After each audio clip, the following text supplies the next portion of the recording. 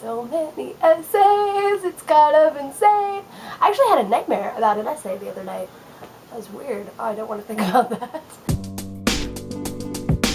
So I just started school. I'm in my senior year now, and junior year was actually my first year back at high school since, or school in general actually, since I was, seventh grade I started being homeschooled, so it's been like 4 or 5 years of being homeschooled.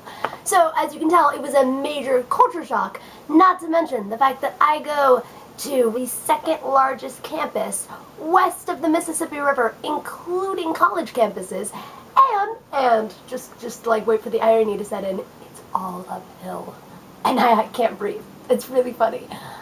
So school is incredibly challenging for me, but I love it. I love classes. I'm a massive nerd.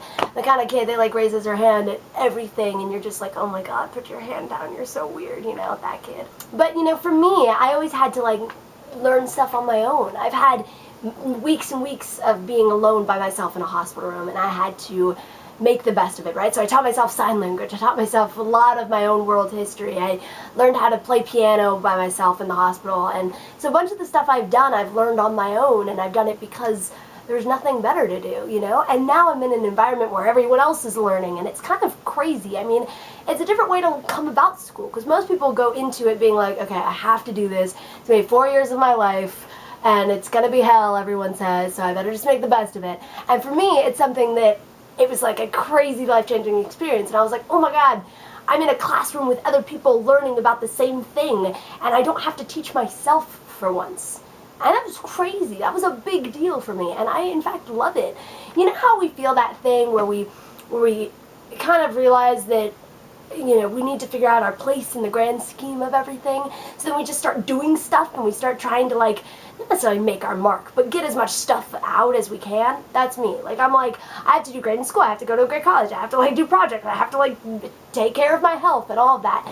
So now that I'm a senior, I'm like, oh my goodness, I've been going nonstop for like 2 years.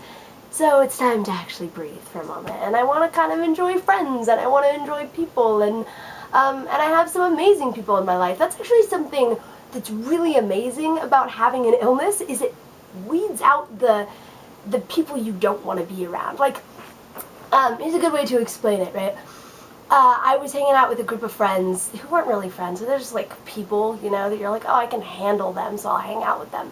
And this one kid came up and he looked at me and he was like, what the hell's wrong with you? And like, no one ever bullies the sick kid. And so everyone was like, oh, and this one girl was like, nothing's wrong with her, she's sick and it's awesome. And I was like, she's gonna be my friend. And then out of all the people, that was the person that I actually have stayed close with. And it's kind of like that in high school in general. I want to hear any high school experiences.